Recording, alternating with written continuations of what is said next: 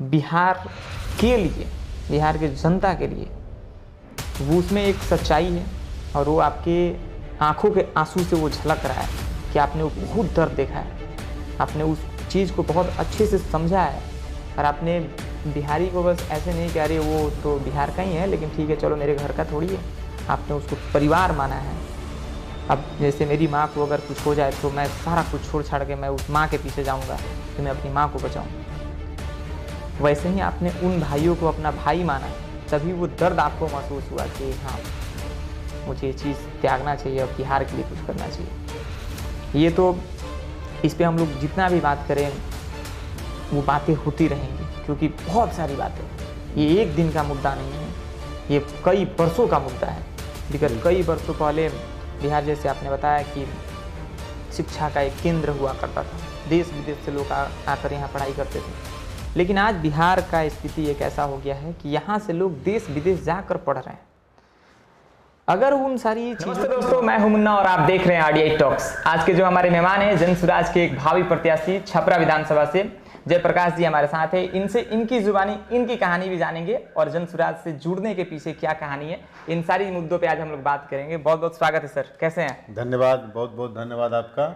और आपके माध्यम से सब मैं आपके सभी दर्शकों को भी बहुत प्रणाम करता हूं। सर मैं चाहूँगा कि जो ऑडियंस हमारी देख रही हैं, हम लोग तमाम मुद्दों पे बात करने वाले हैं, बहुत सारी चीज़ें हैं, सवाल जवाब होगा, उस पर बहुत सारी चीज़ आप बताएंगे।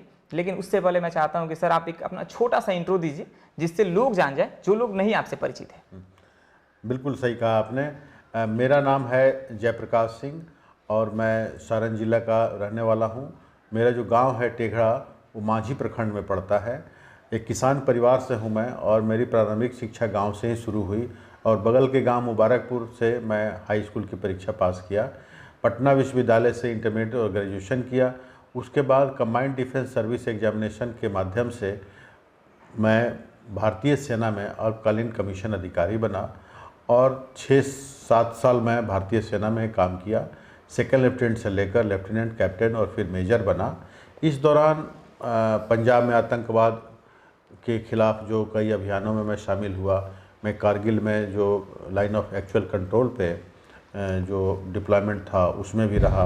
पुंछ राजौरी में जो पाकिस्तान से इन्फिल्ट्रेशन होता था आतंकवादियों का, उसको रोकने के लिए जो अभियान है उसमें अनेक अभियानों में मैं शामिल हुआ और इस तरह से हमारी मिलिट्री की 6-7 साल की सर्विस रही।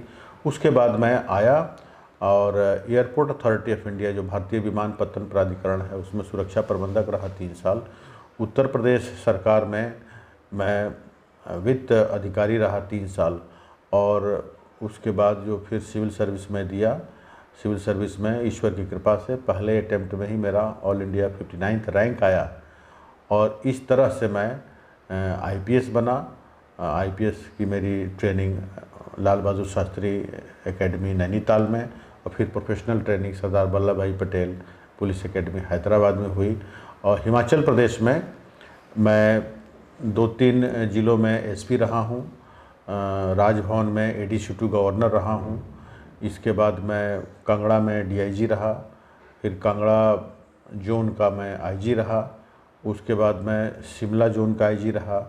मैं IG आर्म्ड पुलिस और ट्रेनिंग भी रहा हूँ। मैं IG एंटी करप्शन ब्यूरो रहा हूँ और IG मैं पुलिस एकेडमी भी रहा हूँ। और इस सब के बाद additional director general of police में मेरा इसी साल 1 जनवरी को प्रमोशन हुआ था और मैं additional director general of police के पद पे कार्यरत था जब मैंने सेवानिवृत्ति लिया।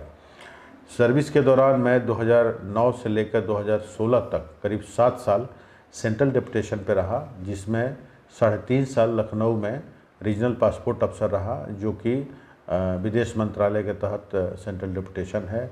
उसके बाद मिनिस्ट्री ऑफ कॉरपोरेट अफेयर्स में एक सीरियस फ्रॉड इन्वेस्टिगेशन ऑफिस करके संस्था है जिसमें कॉरपोरेट फ्रॉड्स की जांच होती है, उसमें जॉइंट डायरेक्टर इन्वेस्टिगेशन रहा।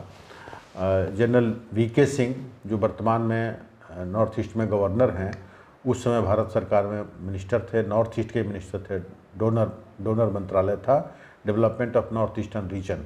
उनका मैं निजी सचिव रहा करीब 1 साल और फिर स्किल डेवलपमेंट मिनिस्ट्री में 2 साल में डायरेक्टर रहा। इस तरह से 2009 से लेकर 2016 तक का 7 साल का मेरा सेंट्रल डिप्यूटेशन रहा। कुल मिला के अगर देखा जाए तो भारत सरकार के और राज्य सरकार को जोड़ दिया जाए तो 8 से 10 मंत्रालयों में मुझे कार्य करने का सौभाग्य प्राप्त हुआ है और अनुभव प्राप्त हुआ है। अगर भारत सरकार के प्रतिनिधि मंडल के रूप में बाहर जाने का मुझे करीब 8-10 कंट्रीज़ में मौका मिला है और 15-20 कंट्रीज़ को मैं सरकारी और गैर सरकारी दौरों के रूप में विजिट किया हूँ। एकेडमिक फ्रंट पे मैंने ग्रेजुएशन के बाद जब आईपीएस की ट्रेनिंग कर रहा था तो उस्मानिया यूनिवर्सिटी से मैंने पुलिस मैनेजमेंट में मास्टर्स किया और सर्विस के दौरान मैं आईआईएम लखनऊ में भी कोर्सेज़ किया हूँ। मैं सेंट स्टुअर्ट यूनिवर्सिटी ऑस्ट्रेलिया में कोर्सेज़ किया हूँ और कैम्ब्रिज यूनिवर्सिटी इंग्लैंड में भी मैं कोर्सेज़ किया हूँ। तो इस तरह से मिला जुला के मेरा 37-38 साल का जो करियर है 88 से शुरू होकर और अभी 2025 तक 37 साल प्लस का मेरा सर्विस रहा है और इसमें तमाम मंत्रालयों में, तमाम विभागों में अलग अलग पद पर आर्मी, पुलिस, सिविल तमाम प्रकार के कामों को मैंने किया है और उन सारे अनुभवों को समेटकर मुझे लगा कि अब अपनी मातृभूमि को अपना कर्म भूमि बनाया जाए और इस तरह से प्रशांत जी के आह्वान पर मैं ऐच्छिक सेवानिवृत्ति लेकर, मेरी सर्विस अभी 2 साल से ज़्यादा थी, लेकिन मुझे लगा कि अब अपने बिहार को विकसित करना है। बाहर के राज्यों में और बहुत काम किया है, अब अपने बिहार का भी कर्ज चुकाना ज़रूरी है, मातृभूमि का कर्ज चुकाना ज़रूरी है। इसलिए उधर का सब कुछ छोड़कर एक आराम की ज़िंदगी, एक रुतबे वाली ज़िंदगी, एक सुविधाओं वाली ज़िंदगी को छोड़कर और मैं प्रशांत जी के आह्वान पर आया हूँ, जन सुराज ज्वाइन किया हूँ और अपने सारण को विकसित करने का स्वप्न अपनी आँखों में संजोकर यहाँ आया हूँ और आप लोगों के बीच में।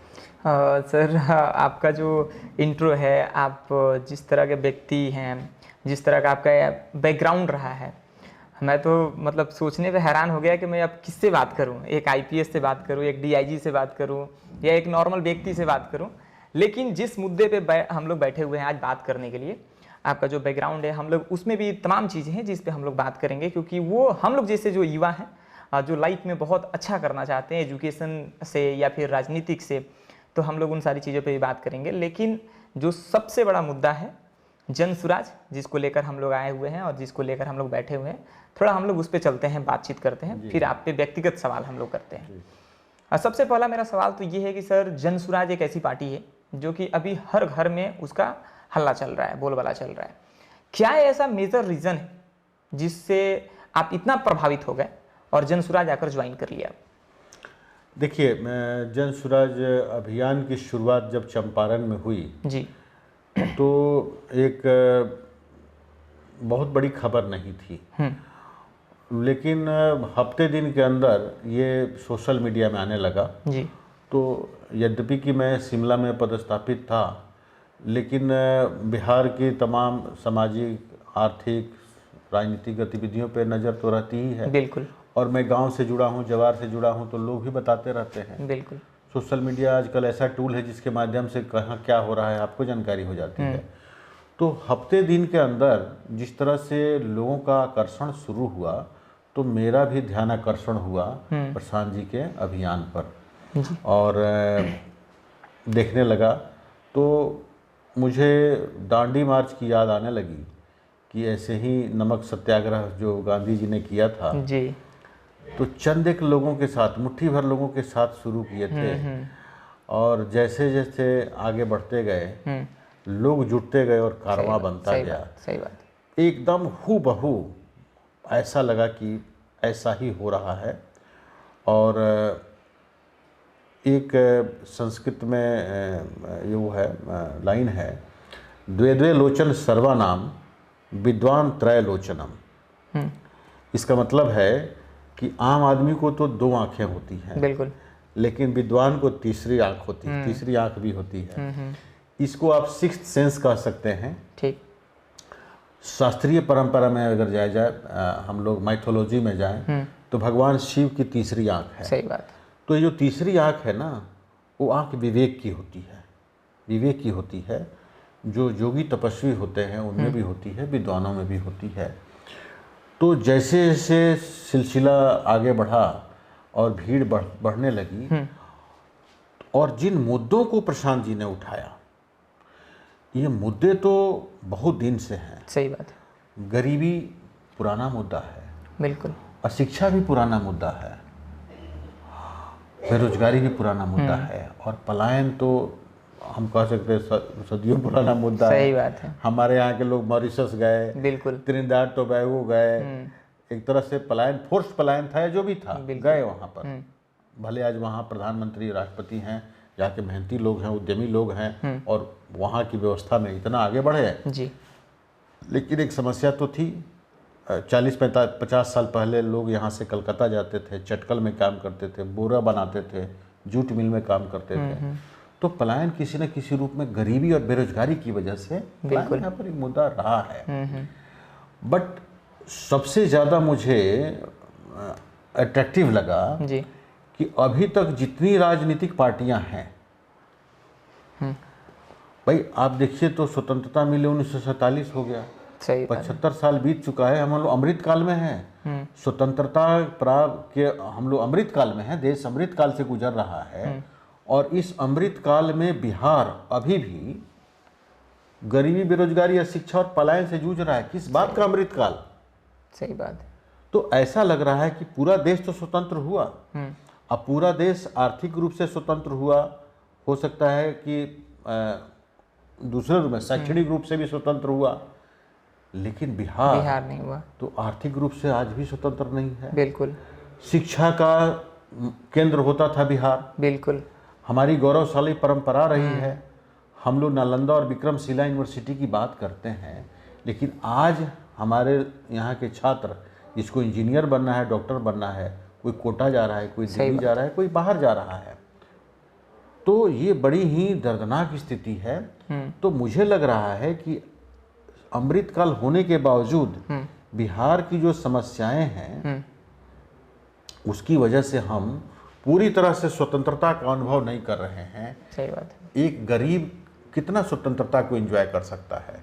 जिसको शाम का रोटी मिलना जिसको मुश्किल है, बुभुक्षिता किम न करोति पापम, भूखा आदमी कौन सा पाप नहीं कर सकता? सही बात। मतलब वो पाप करने के लिए मजबूर है, ठीक है ना? तो इस तरह से मुझे लगा कि yes, this is for the first time Bihar का बुनियादी जो मुद्दा है उसको एक उठाने वाला आदमी मिला है। जाति और धर्म की तो बात सभी करते हैं, संप्रदाय की बात तो सभी करते हैं, लोगों को जातियों में तोड़ने का, जातियों में बांटने का जब चुनाव आता है तो ये सब बातें चर्चा चलने लगती है। इस चुनाव में, इस विधानसभा क्षेत्र में चुनाव है तो नेशनल मीडिया चाहे प्रादेशिक मीडिया दिखाने लगता है यहाँ जातियों का ये समीकरण है, इतना % ये जाति, इतना % ये जाति, इतना % ये जाति, तो मुकाबला यहाँ पर राजपूत और जादव में है, तो यहाँ हिंदू मुसलमान में है, यही सब करते हैं। तो जब ये सब होता है तो विकास का मुद्दा गौण हो जाता है। सही बात। जो बुनियादी मुद्दे हैं गौण हो जाते हैं। मुझे लगा कि पहली बार ऐसा आदमी आया है जो बात कर रहा है गरीबी को मिटाने का, सही बात, अशिक्षा को हटाने का, बेरोजगारी दूर करने का, और सबसे महत्वपूर्ण है कि पलायन बिहार के लिए अभिशाप बन गया है, इस पलायन को दूर करने का। देखिए, पलायन की समस्या से बिहार के लोगों को केवल आर्थिक दिक्कत नहीं है, बेरोजगारी की दिक्कत नहीं है, पलायन खाली मजदूर का नहीं हो रहा है, पलायन स्टूडेंट्स का भी हो रहा है, और जो लोग डॉक्टर इंजीनियर हैं उनका भी पलायन हो रहा है। बिहार का टैलेंट है, ब्रेन ड्रेन हो रहा है। बिहार से जो लड़का पढ़ा के इंजीनियर बना, डॉक्टर बना, वो बिहार में आके काम नहीं कर रहा है। सही बात। तो बिहार को क्या लाभ हो रहा है? तो मुझे लगा कि प्रशांत जी ने इतने अहम मुद्दे उठाए हैं, it's very fascinating, very charming. सही बात है। तो हम उसको बहुत इंटेंसली एंड एग्रेसिवली फॉलो करने लगे सारे मुहिम को, और धीरे धीरे मुझे लगना लगा कि he is fighting for the noble cause. Noble cause.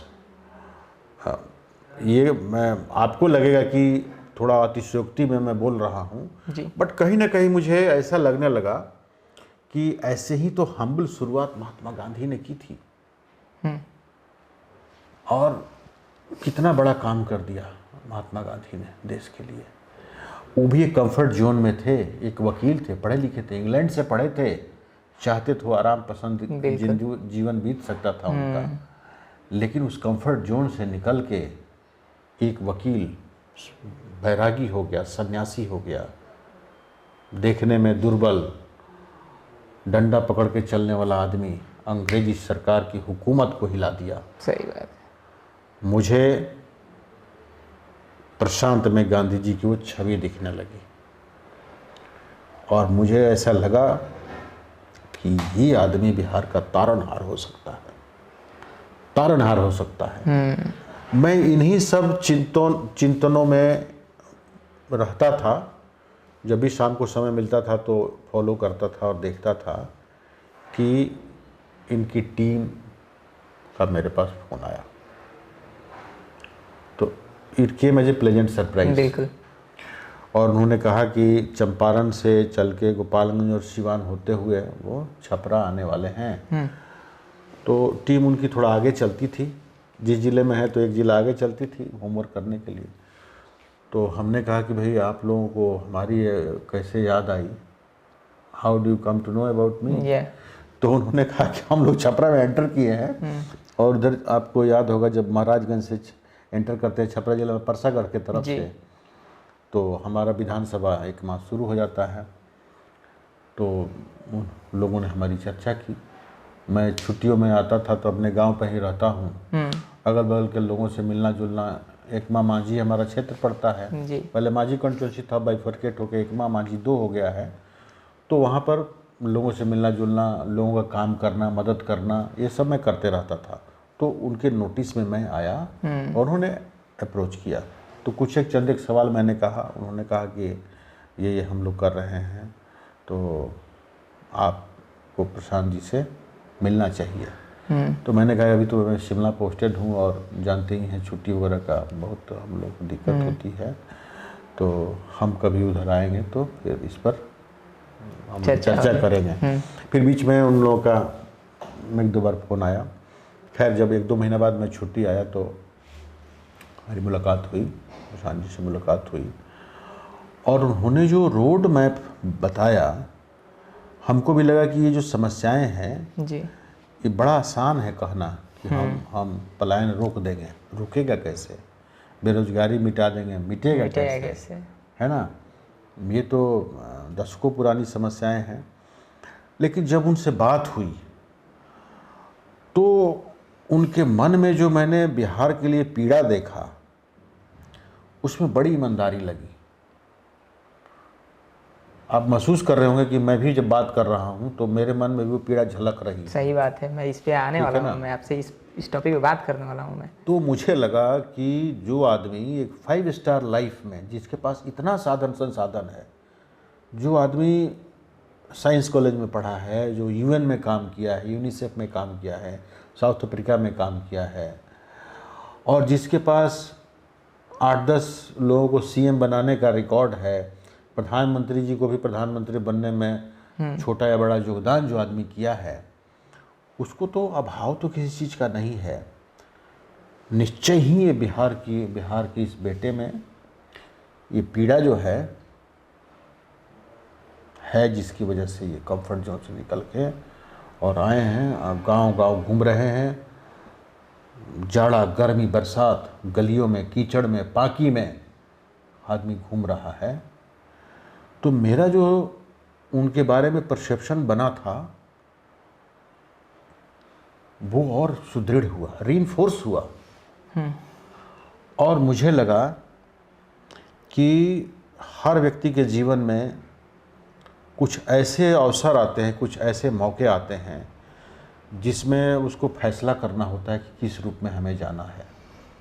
मेरे लिए बहुत सिंपल फैसला था, बहुत कठिनाई से। मैं तो गरीब परिवार का किसान का बेटा हूँ, पढ़ने का पैसा नहीं था मेरे पास, ग्रेजुएशन के बाद मुझे सिविल सर्विस तैयारी करने के लिए 2 साल गार्जियन पैसा देने की स्थिति में नहीं थे, इसलिए ग्रेजुएशन में ही फाइनल ईयर में मैं आर्मी का जॉब भरा, सेलेक्ट होकर चला गया, फिर आया और फिर सिविल सर्विस की तैयारी किया। तो अब सिविल सर्विस से जब मैं आ गया हूँ तो मेरा कैरियर तो ठीक से चल रहा था, आराम से 2-2.5 साल हमें और रहा था। रिटायरमेंट के बाद भी सरकार अगर खुश होती तो हमें कुछ पद दे सकती थी, तो 65-64 तो ऐसे ही निकल जाना था। बात है। मैं गेस्ट स्पीकर के रूप में भी IIMs वगैरह में जाता हूँ, मैं IITs में जाता हूँ पढ़ाने, चंडीगढ़ यूनिवर्सिटी में जाता था, यहाँ छुट्टियों में आता था तो कॉलेजेस में और कोचिंग इंस्टीट्यूशंस में जाता था। तो पढ़ना पढ़ाना मेरा हॉबी है। रिटायरमेंट के बाद मैं ये सब कर सकता था आराम से, प्रोफेसर हो सकता था कहीं सरकारी या प्राइवेट यूनिवर्सिटी में, ये सारे ऑप्शंस थे। बट मुझे लगा कि नहीं, अब ये समय आ गया है कि हमें भी एक कठिन निर्णय लेना पड़ेगा। प्रशांत जी ने आह्वान किया तो मुझे फिर दूसरी बात याद आ गई। ऐसे ही संभवतः गांधी जी ने जयप्रकाश नारायण का आह्वान किया था। जयप्रकाश नारायण अमेरिका से पढ़े थे, उनका भी बहुत अच्छा लाइफ निकल सकता था। यहीं सारण के रहने वाले शताब्दी आर्य के जयप्रकाश नारायण, और वो मेरे प्रेरणा स्रोत हैं, तो मैं उनसे प्रेरणा लेता हूँ। तो मुझे लगा कि फिर इतिहास दोहराई जा रही है और एक दूसरे जयप्रकाश के लिए ये परीक्षा की घड़ी है। अपने सिरे का, अपने हिस्से का त्याग मुझे भी करना चाहिए। तो मैंने कहा कि सर मैं आऊँगा, और इसी बात पर मैं गया और वॉलेंट्री रिटायरमेंट के लिए पेपर पुटअप किया। 2-4 लोगों से मैंने संपर्क किया, कई लोगों ने मुझे आगाह किया। चुनाव ही लड़ना है तो दूसरी स्थापित पार्टियां हैं, बड़ी पार्टियां हैं, जहां पे आपके प्रोफाइल के अनुसार आप जाइएगा तो आपको टिकट भी आसानी से मिल सकता है और आप जीत भी सकते हो आसानी से। मैंने कहा यही तो बात है, हम MP और MLA बनने के लिए नहीं आ रहे हैं। हम MP MLA बनने के लिए नहीं आ रहे हैं। जयप्रकाश नारायण कौन सा MP MLA बने? वो चाहते तो 77 के चुनाव के बाद प्रधानमंत्री बन सकते थे, सही बात, बट उन्होंने बना नहीं। पोस्ट इंडिपेंडेंट इंडिया में, स्वतंत्रता के बाद के भारत में जयप्रकाश नारायण से बड़ा कोई व्यक्ति तो नहीं हुआ। फैक्ट। तो हर चीज़ पोस्ट से नहीं होता है। बड़ा वो होता है जो त्याग करता है, बड़ा वो होता है जो सेवा का भाव रखता है, सेवा करता है। सही बात। हमने कहा कि जयप्रकाश नाम है मेरा, सारण का रहने वाला हूँ, जयप्रकाश नारायण की परंपरा पर चलूँगा, मैं जन स्वराज ज्वाइन करूँगा और उन प्रशांत जी के हाथ को मजबूत करना मेरा संकल्प है। मेरी भूमिका वो तय करेंगे, मेरी भूमिका जन स्वराज पार्टी तय करेगी। अगर कहेगी कि संगठन में काम करिए, संगठन में काम करेंगे। चुनाव आने वाला है, चुनाव के लिए कहेंगे तो चुनाव लड़ेंगे, कहाँ से लड़ना है ये भी वो तय करेंगे। तो सब कुछ मैं पूर्ण रूपेण जन स्वराज और शीर्ष नेतृत्व पर छोड़कर आया और एक साधारण कार्यकर्ता की तरह जन स्वराज ज्वाइन किया। आज के दिन मेरे मन में ये भाव रहता है कि मैं तो सेना में काम किया हूँ, मैं एक सैनिक रहा हूँ, पुलिस में भी हम वर्दीधारी ही रहे हैं, तो मैं एक सिपाही हूँ और प्रशांत किशोर जी हमारे जनरल हैं। हम लोग जनरल से सवाल नहीं करते, जनरल के आदेश का पालन करते हैं। क्या बात है। जो आदेश होगा वो पालन करेंगे। कहेंगे तो चुनाव लड़ेंगे, नहीं कहेंगे तो चुनाव नहीं लड़ेंगे। जो जिम्मेवारी देंगे उसको पूरे शिद्दत से बखूबी निभाएंगे और जो आदेश होगा उसका अक्षरशः मन, वाणी और कर्म से, तन, मन और धर्म से, धन से पालन होगा। क्या बात है। आपने इन सारी बातों से एक माहौल बना दिया, आपने एक ऑरा क्रिएट हो गया यहाँ पे। स्पिरिचुअलिटी का जो चीज़ है वो मुझे महसूस होने लगा जब आप गांधी जी की बात करने लगे।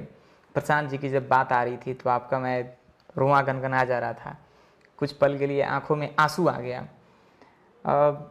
बहुत सारी बातें होती हैं, आदमी महसूस करता है चीज़ों को।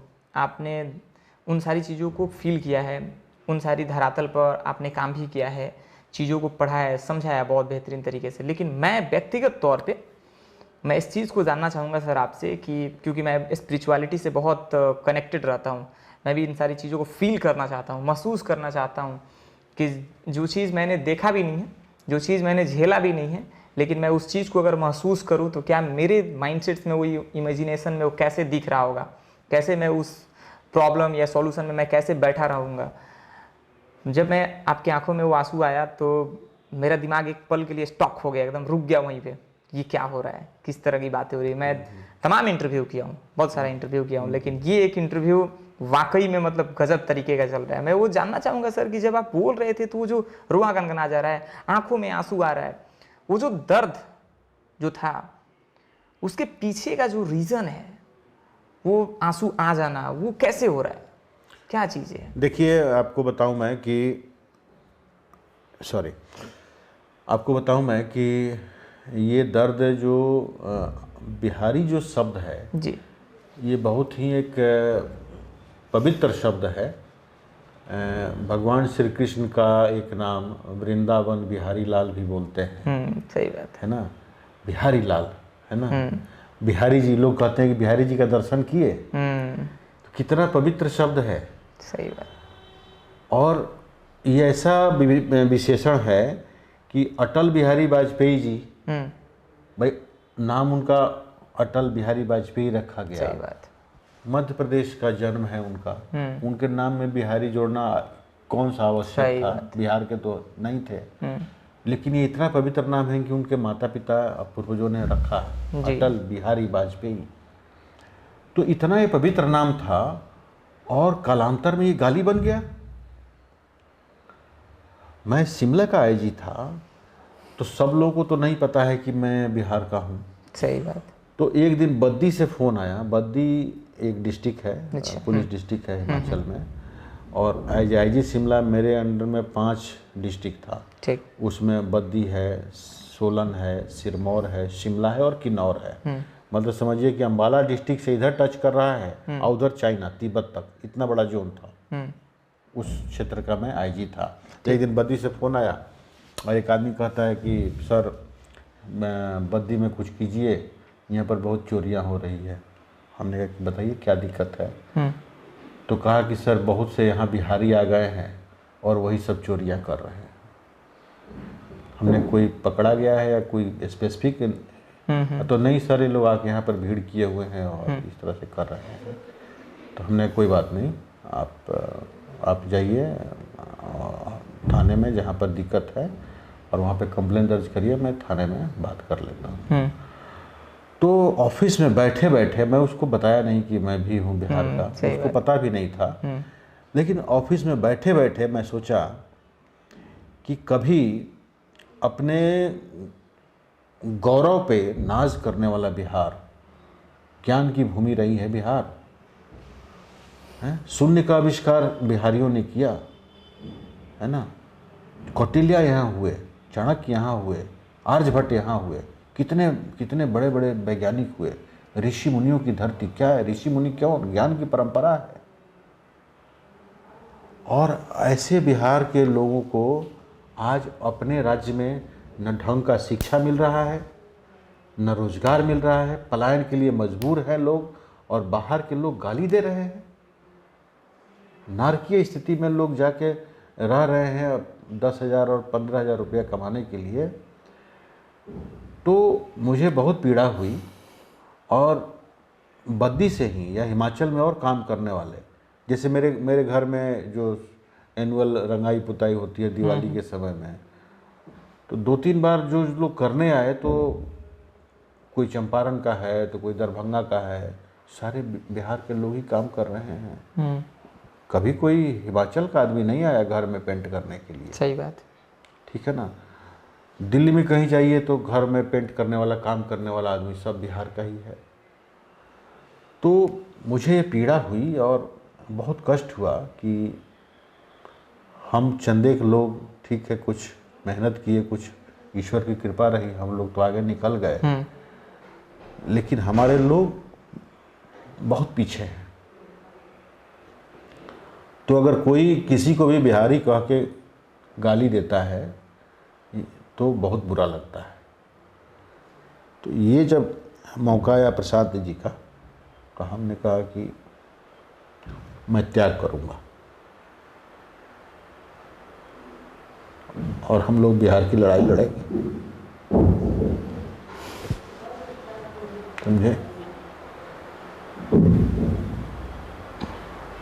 तो वाकई में वो जो जब हम लोग भी कहीं जाते हैं तो लोग बिहारी शब्द बोलता है और उस पर अभद्र लैंग्वेज जब यूज़ होता है तो बहुत पीड़ा होता है, बिल्कुल बहुत दर्द होता है कि मतलब एक पल के लिए हर एक चीज़ का नेगेटिव पॉजिटिव होता है।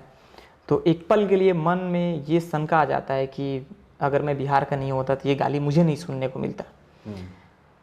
लेकिन एक पल के लिए वहीं पे यही चीज़ें आ जाती हैं, अगर मैं बिहार में पैदा हुआ, मेरी उम्र 25 साल, आने वाले समय में 75 साल का हो जाऊंगा, मैं चला जाऊंगा, अगर मैंने अपने बिहार के लिए कुछ नहीं किया, मैं इस नाम के लिए कुछ नहीं किया, तो शायद हो सकता है कि मेरे भी जो बच्चे आएंगे उनको भी ये गाली सुनना पड़ेगा।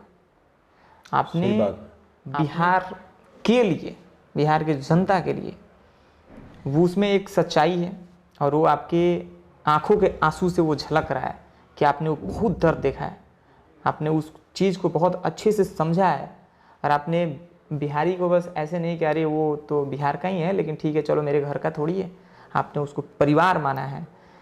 अब जैसे मेरी माँ को अगर कुछ हो जाए तो मैं सारा कुछ छोड़ छाड़ के मैं उस माँ के पीछे जाऊँगा कि मैं अपनी माँ को बचाऊँ, वैसे ही आपने उन भाइयों को अपना भाई माना, तभी वो दर्द आपको महसूस हुआ कि हाँ मुझे ये चीज़ त्यागना चाहिए और बिहार के लिए कुछ करना चाहिए। ये तो इस पे हम लोग जितना भी बात करें वो बातें होती रहेंगी क्योंकि बहुत सारी बातें हैं, ये एक दिन का मुद्दा नहीं है, ये कई वर्षों का मुद्दा है। विगत कई वर्षों पहले बिहार, जैसे आपने बताया कि शिक्षा का एक केंद्र हुआ करता था, देश विदेश से लोग आकर यहाँ पढ़ाई करते थे, लेकिन आज बिहार का स्थिति एक ऐसा हो गया है कि यहाँ से लोग देश विदेश जाकर पढ़ रहे हैं।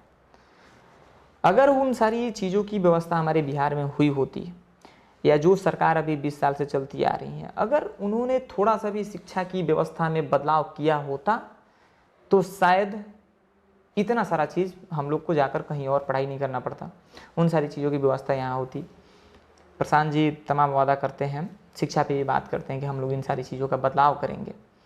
क्या लगता है सर आपको कि प्रशांत जी का अगर सत्ता बनता है तो जिस दर्द को आपने झेला है वो दर्द वाकई में मिट जाएगा यहाँ से? देखिए, 2-3 चीज़ें हैं, आपने बड़ा अच्छा सवाल किया। पहली बात तो मैं कहूँगा कि जब सबसे पहले तो मैं कहना चाहूँगा जी कि जब आप कोई काम शिद्दत से करते हैं तो चाहे परिस्थितियाँ कितनी भी विपरीत क्यों ना हो, चुनौतियाँ कितनी भी बड़ी क्यों ना हो, पूरा कायनात आपको मदद करने लगता है। सही बात।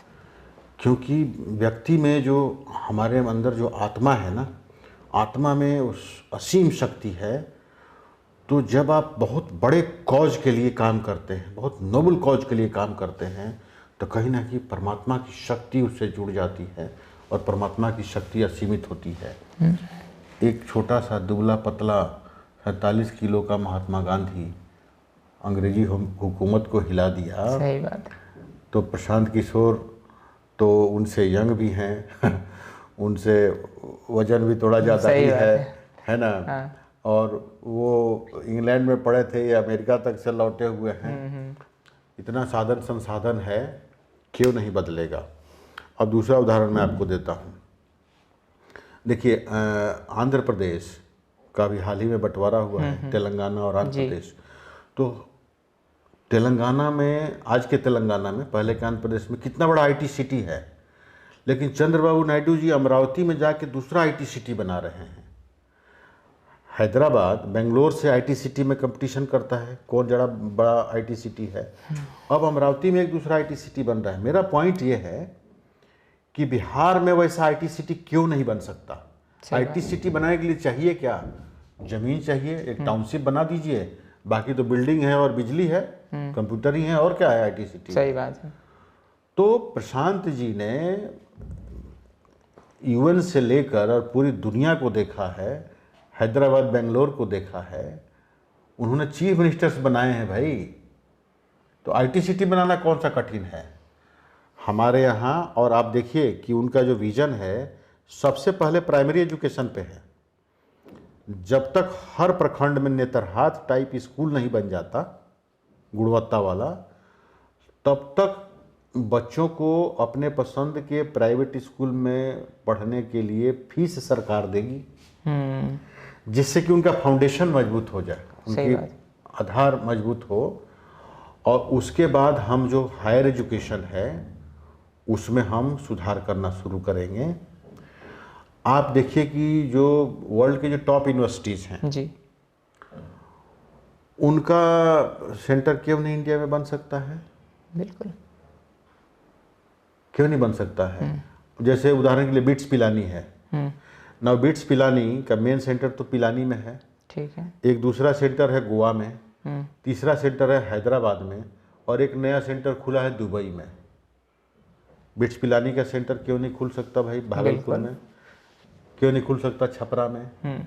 तो जब हमारे लड़के अच्छा गुणवत्तापूर्वक शिक्षा प्राप्त कर लेंगे जी, तो अनेक हम आईआईटी ला सकते हैं, बिट्स पिलानी टाइप इंस्टीट्यूशंस ला सकते हैं, और फिर फर्दर हायर एजुकेशन के लिए हम वर्ल्ड के टॉप यूनिवर्सिटी से भी कोलैबोरेशन करके हम उनको जगह देंगे, ज़मीन देंगे और हमारे यहाँ सेंटर खोल लेंगे। धीरे धीरे हमारा प्रयास होना चाहिए। बिहार प्रसिद्ध रहा है ज्ञान की वजह से। भारत अगर विश्व गुरु बना है तो ज्ञान की वजह से बना, बिल्कुल, और जिसमें बिहार की सबसे बड़ी भूमिका रही है। तो हम अपने नॉलेज पावर को अगर रिवाइव करें, रिस्टोर करें, तो बिहार का लॉस्ट ग्लोरी वापस आएगा। बिल्कुल। तो प्रशांत जी का सबसे पहला जो तरीका है इन समस्याओं को सॉल्व करने का, कि हम एजुकेशन को दुरुस्त करें। ठीक। अब देखिए, जो हमारा फॉर्मल एजुकेशन सिस्टम है, इसको एक लाइन में कहें तो formal education system is not enough to give employable skill in the students. Absolutely. हमारी जो औपचारिक शिक्षा है बच्चों में वो हुनर नहीं देती है जिससे कि वो पास करके तुरंत नौकरीशुदा हो जाए, नौकरी प्राप्त कर लें। इसलिए ज़रूरी है कि फॉर्मल एजुकेशन सिस्टम के साथ हम स्किल एजुकेशन, स्किल डेवलपमेंट को जोड़ें। तो जैसे 10वीं पास करता है लड़का, उसके साथ स्किल एजुकेशन को जोड़िए। चाहे कंप्यूटर जानना चाहता है, इलेक्ट्रीशियन बनना चाहता है, प्लम्बिंग करना चाहता है, मैकेनिक बनना चाहता है, साइड बाय साइड उसको जोड़िए। सम वोकेशनल ट्रेनिंग, कुछ चीज़ें आदमी फैमिली ट्रेडिशन से सीखता है और कुछ out of your own personal interest और पैशन सीखता है। तो वोकेशनल ट्रेनिंग को जैसे हम जोड़ेंगे फॉर्मल एजुकेशन से, तो जो हमारा मान लीजिए मोटर मैकेनिक है, ठीक, निकला है यहाँ बिहार से, अब अगर उसको जाके काम करना है बॉम्बे में, या कल को उसको जाके दुबई में काम करना है, अगर थोड़ा सा अंग्रेजी आ जाएगा तो बढ़िया, कम्युनिकेशन स्किल आ जाएगा तो बढ़िया। लड़के को होटल मैनेजमेंट में काम करना है, he is a good cook, लेकिन उसको कम्युनिकेशन स्किल ठीक नहीं है, तो वो डेस्क जॉब नहीं कर सकता। सही बात। तो इसलिए अभी से हमें जोर देना है कि फॉर्मल एजुकेशन के साथ साथ वोकेशनल ट्रेनिंग हम दें और उसके पर्सनालिटी डेवलपमेंट पे बात करें। पर्सनालिटी डेवलपमेंट पे बात करें, बहुत इंपॉर्टेंट, जिसमें ड्रेसिंग सेंस हो, बिल्कुल, ड्रेसिंग सेंस हो, कैसे बात करना है, क्या बात करना है, क्या नहीं करना है। ये भी महत्वपूर्ण है जानना कि हमें कब बोलना है, कितना बोलना है, क्या बोलना है और क्या नहीं बोलना है। कई बार आप किसी प्रश्न का उत्तर केवल मुस्कुरा के भी टाल सकते हैं। सही बात है। और अंग्रेजी में इसको एक लाइन में अगर कहें तो कह सकते हैं कि non verbal communication is more powerful than verbal communication. सही बात है। कई बार बिना बोले हुए भी आप कम्युनिकेट कर देते हो, ठीक है ना। तो ये सारा आर्ट है। तो जब आप इसको सीखते हैं तो आपका हुनर और एक कम्युनिकेशन स्किल और ओवरऑल जो पर्सनालिटी डेवलपमेंट आपका होता है, आप दुनिया में कहीं भी सरवाइव कर सकते हैं। आप इंग्लैंड जाओ या ऑस्ट्रेलिया जाओ या अफ्रीका जाओ, यू कैन सर्वाइव एनीवेयर। इस तरह का शिक्षा और इस तरह का स्किल हम लोगों को देना है। और जब प्रशांत जी से मेरी बात हुई तो उन्होंने इन सब का खाका बताया मुझे। IAS IPS बनना कितना कठिन है आप जानते हैं। सही बात है। उस प्रक्रिया से होकर मैं गुजरा हूँ। उसके बाद ऊपर से 25-30 साल का मेरा अनुभव है। IG रहा हूँ, एडिशनल DG रहा हूँ। तो मेरा कुछ अपना तो ऑब्वियस बात है, पावर है चीज़ों को समझने का। ड्यू डिलिजेंस बोलते हैं इसको, ड्यू डिलिजेंस। तो तमाम चीज़ों पर मैं ड्यू डिलिजेंस किया, एक एक चीज़ पर जब बात हुई कैसे करेंगे क्या करेंगे, तो हम पूरी तरह से संतुष्ट हुए कि यस, जेन्युइनली ये आदमी केवल सत्ता परिवर्तन की लड़ाई नहीं लड़ रहे हैं, इनके मन में एक तो पीड़ा है और दूसरा सत्ता परिवर्तन एक टूल है, एक अपॉर्चुनिटी है व्यवस्था परिवर्तन का। तो तब हम आए हैं, तब हम नौकरी छोड़ के आए हैं और सोचे हैं कि यस, ये आदमी बिहार का कायाकल्प कर सकता है, इनके साथ जुड़िए। कितना % हम लोग सफल होंगे ये तो भविष्य के गर्व में है, ये तो नहीं मालूम है, लेकिन मुझे इस बात का गर्व जरूर रहेगा कि इस मुहिम में मैं शामिल हुआ और अपनी मातृभूमि का कर्ज अदा करने के लिए मैं IPS की नौकरी छोड़ के आया हूं और प्रशांत जी के मुहिम को ज्वाइन किया हूं, उनका हाथ मजबूत किया हूं। मैं समझता हूं कि प्रशांत किशोर कोई भी चीज़ अगर कहते हैं तो बिना नापे और तौले कहते नहीं हैं, कहते नहीं हैं। और ये जो 5 गारंटीज है ना, आप देखिएगा ये होकर रहेगा, अगर हम लोगों की सरकार बनी तो होकर रहेगा, क्योंकि अभी तक का जितना कुछ है उनका, चाहे UN में रहे हों, साउथ अफ्रीका में रहे हों, कितने लोगों को मुख्यमंत्री बनाए हों, सब एक जीवन का पहलू है। लेकिन आज उन्होंने सारा अपना नॉलेज, सारा अपना एक्सपीरियंस, सारा अपना संसाधन, सब कुछ को एक साथ मिला के दाव पे लगा दिया है।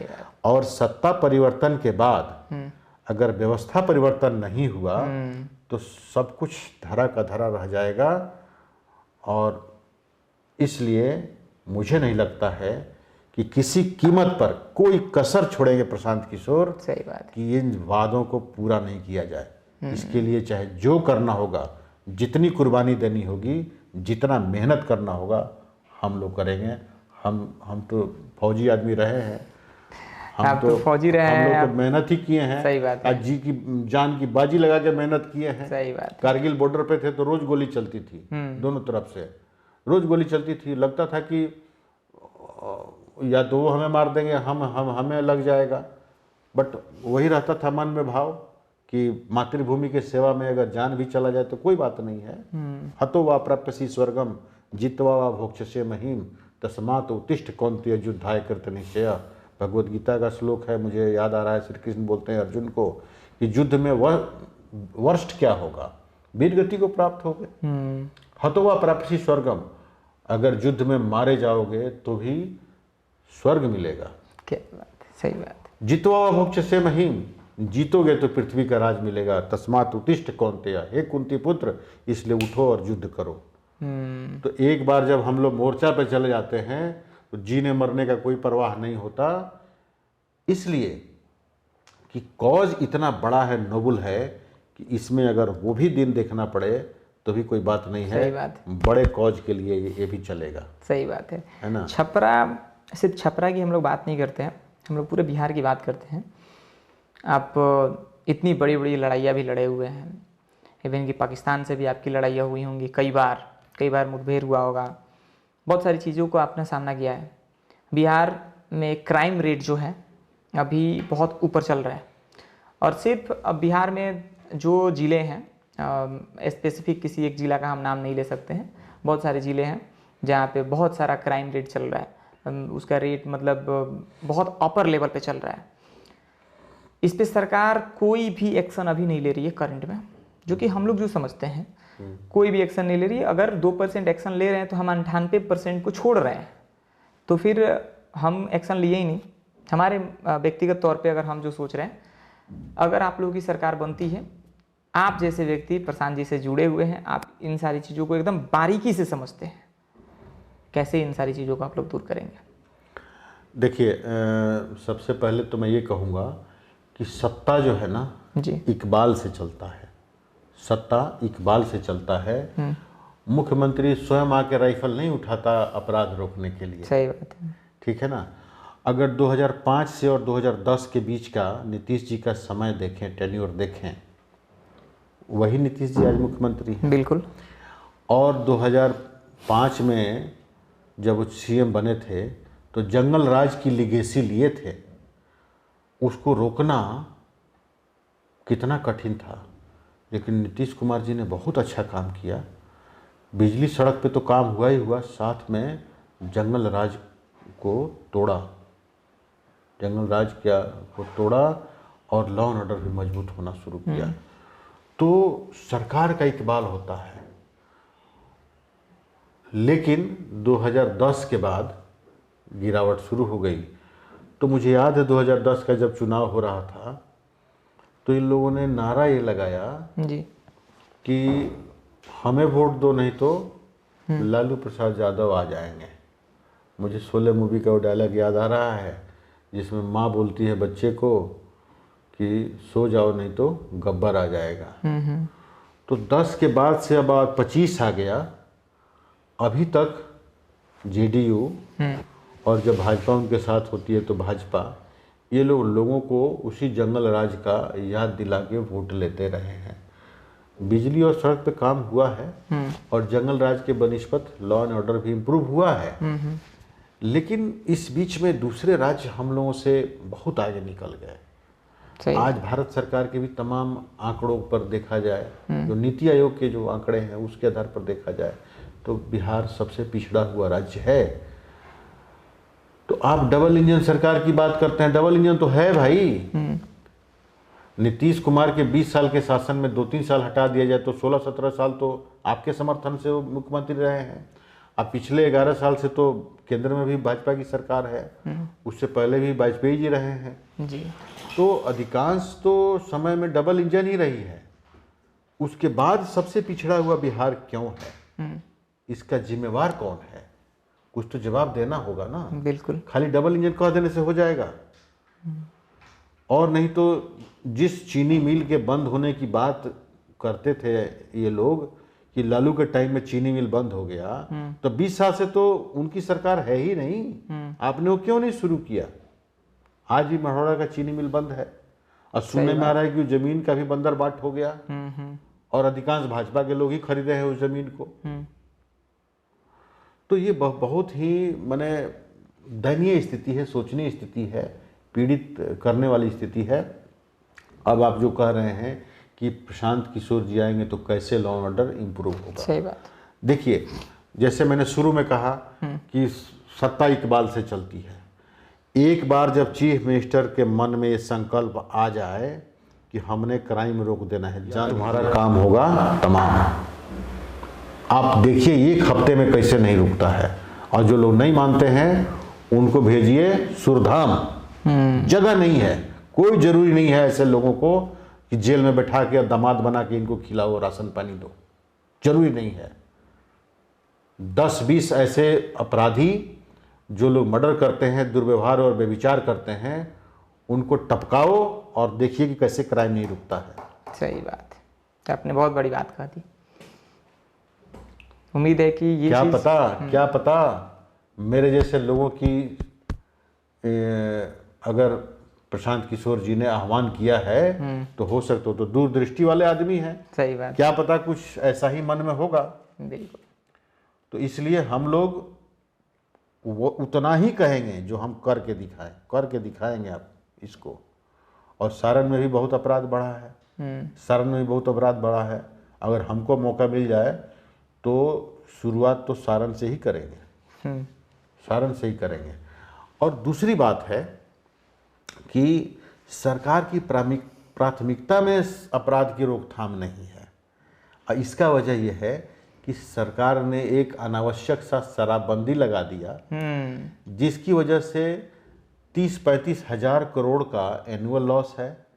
2016 से शराबबंदी लागू है तो ऑलमोस्ट 9 साल प्लस हो गया। तो मोटा मोटी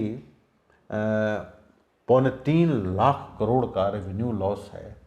आप बताइए 3.25 लाख करोड़, 3 लाख करोड़ रुपया कम होता है क्या? बहुत। इतने पैसे को हम अगर एजुकेशन और हेल्थ सेक्टर को इम्प्रूव करने में लगा दें तो हमारा तो बेसिक जो यहाँ का डेफिशिएंसी है, एजुकेशन एंड हेल्थ, दोनों इम्प्रूव कर जाएगा। बिल्कुल, ऑब्वियस ही बात, दोनों इम्प्रूव कर जाएगा। और इस शराबबंदी की वजह से लड़के स्मैकी बन रहे हैं। सही बात। ड्रग्स ले रहे हैं। शराब तो पीकर शायद आदमी तत्काल मरे नहीं, लेकिन इसका एडिक्शन हो जाएगा तो क्राइम भी करेगा, मरेगा भी। सही बात है। ठीक है ना? तो रेवेन्यू लॉस अलग हो रहा है। जहरीली शराब पी के लोग मर रहे हैं, हमारे सारण में कई 150-200 लोग मर गए, वो हो रहा है। हमारा नेक्स्ट जनरेशन बर्बाद हो रहा है, और उसके बाद भी शराब रुकने का नाम नहीं ले रही है। हर घर में और जो हमारी पुलिस व्यवस्था है पूरे बिहार में, हम किसी खास जगह की बात नहीं कर रहे हैं, उसी शराबबंदी को लागू करने में व्यस्त है, इसलिए बाकी क्रिमिनल मस्त हैं। क्या बात। और इसीलिए मर्डर, हत्या, लूटपाट, बेविचार ज़्यादा बढ़ रहा है। तो जब सही सोच होगा, सीएम की प्राथमिकता होगी उसको क्राइम रोकने के लिए, कैसे नहीं रुकेगा। 1 हफ्ता में आप अंतर देखिएगा। जन स्वराज की सरकार बनने दीजिए, जनता का सुंदर राज ऐसे थोड़े आएगा। हम लोग डंके की चोट पर और डंडे की चोट पर जनता का सुंदर राज लाएंगे। क्या बात है। ओवरऑल आपने हर एक चीज़ को एक दूसरे से कनेक्ट करके आपने बातें कही है कि आदमी उस चीज़ को बहुत बारीकी से समझेगा। जो भी व्यक्ति ये लोग वीडियो देख रहे होंगे वो आपको बहुत ध्यानपूर्वक सुनेंगे, क्योंकि आपने हर एक चीज़ को इंटरलॉक कर दिया है। एक चीज़ से पकड़ के आपने उसको ये कर दिया है कि आदमी उसको छोड़ के भाग नहीं सकता। अब देखिए, इसी में जैसे आपने पॉइंट कहा, तो एक चीज़ मैं ऐड करना चाहूँगा कि आज हमारे यहाँ इन्वेस्टमेंट क्यों नहीं आ रहा है, उद्योगीकरण क्यों नहीं हो रहा है। पलायन को रोकने के लिए उद्योगीकरण जरूरी है, तभी तो रोजगार सृजन होगा। तो आज जो बिहार में पहले जंगल राज की लिगेसी आई, और आज भी उतनी बेहतर व्यवस्था नहीं है कि कोई बाहर का आदमी, आज कोई महाराष्ट्र और गुजरात का आदमी कोई उद्योग लगाना बिहार में चाहेगा, नहीं चाह रहा है, नहीं चाहता। बाहरियों की तो बात छोड़ दीजिए, बिहार का ही आदमी जिसको उद्योग लगाना है जाके बद्दी में और जाके दूसरे जगह उद्योग लगा रहा है, दिल्ली में लगा रहा है, बिहार में नहीं लगा रहा है। क्यों? क्योंकि जंगल राज के समय में यहाँ पे उगाही होती थी, और आज भी उन लोगों को लगता है कि वर्तमान स्थिति भी क्राइम के हिसाब से ठीक नहीं है, और दूसरा कि जंगल राज पता नहीं कब आ जाए। तो इसके वजह से बिहार का भी जो धनाढ्य लोग हैं, करोड़पति लोग हैं, वो यहाँ उद्योग लगा के ठीक राजी नहीं है। हम लोग उद्योग लगाने से पहले विधि व्यवस्था को ऐसा दुरुस्त करेंगे कि बाहर का आदमी आके यहाँ उद्योग लगाएगा, क्योंकि जब यहाँ उद्योग लगाएगा उसको कम पैसे में उसको हमारे पास लेबर फोर्स भी मिलेगा, हमारे लोगों को स्थानीय रोजगार मिलेगा, हमारा पलायन भी रुकेगा। इसलिए पलायन रोकने की कुंजी भी विधि व्यवस्था से ही शुरू होती है, इसलिए विधि व्यवस्था भी हमारी टॉप मोस्ट प्रायोरिटियों में से एक होगी। ठीक है, सही बात है। हम लोग का तो वैसे बहुत सारी चीज़ें हैं, बातें होती रहेंगी। फिर मुलाकात होगा आपसे बहुत सारी। व्यक्तिगत तौर पे एक मैं चाहूँगा कि आप कभी जब फ्री रहें आप हमको ज़रूर टाइम दें, क्योंकि आपसे भी बहुत सारी चीज़ों के बारे में हम लोगों को बात करना है, सिर्फ पॉलिटिक्स को लेकर नहीं। अब व्यक्तिगत तौर पे हम लोग जो पॉडकास्ट करते हैं, तो हम लोग जैसे जो युवा हैं, आप लोग जैसे व्यक्ति को हम लोग चाहते हैं कि पॉडकास्ट में लेकर आएँ, क्योंकि जब आप लोग ब्रीफ करते हैं, एक मुझे बहुत गर्व महसूस हो रहा है कि मैं एक IPS ऑफिसर के साथ में बैठकर आज जीवन में पहली बार इंटरव्यू कर रहा हूँ, तो ये एक खुशी है मेरे मन में। अच्छा लग रहा है, सीखने को बहुत सारी चीज़ें आपसे मिल रही हैं।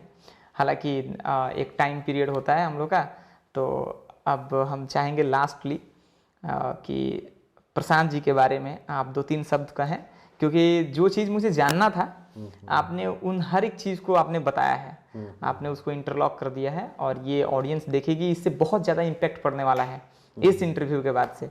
मैं चाहूँगा कि सर आप देखिए, आपको लगेगा या दर्शकों को भी लग सकता है कि मैं अतिशयोक्ति में बोल रहा हूँ, लेकिन मैं बहुत सच्चाई के साथ बताना चाह रहा हूँ। मैंने जो महसूस किया है जी प्रशांत जी के बारे में, उनसे मेरी अनेक बार मुलाकात हुई है और बातें हुई है।